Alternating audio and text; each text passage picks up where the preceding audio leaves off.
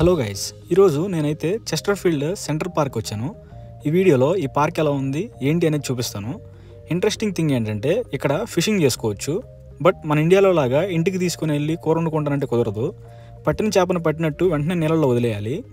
ఈ వీడియోలో ముందు చూపిస్తాను. పార్క్ అయితే చాలా బాగుంది. ఇందులో ఎలా అంటే పార్క్ మధ్యలో లేక్ ఉంటుంది, దాని చుట్టూ వాకింగ్ ట్రాక్ ఉంటుంది.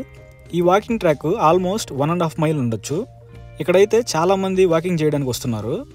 వచ్చిన వాళ్ళలో మోస్ట్లీ మన ఇండియన్స్ని చూశాను. ఈ పార్క్లో పిల్లలకి ప్లే ఏరియా కూడా ఉంది, బట్ ఆల్రెడీ ఉన్నది తీసేసి కొత్తగా కన్స్ట్రక్ట్ చేస్తున్నారు. ఈ ఇయర్ జూన్ ఎండింగ్కి అది కంప్లీట్ చేస్తారంట.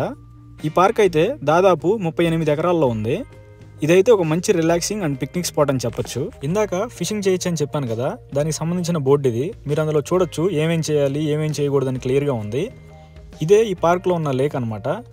ఇక్కడైతే ఫొటోస్ దిగడానికి చాలా మంచి లొకేషన్స్ ఉన్నాయి మొత్తం పార్క్లో. అదీగాక ప్రజెంట్ స్ప్రింగ్ సీజన్ కాబట్టి మొత్తం గ్రీనరీగా చాలా బాగుంది.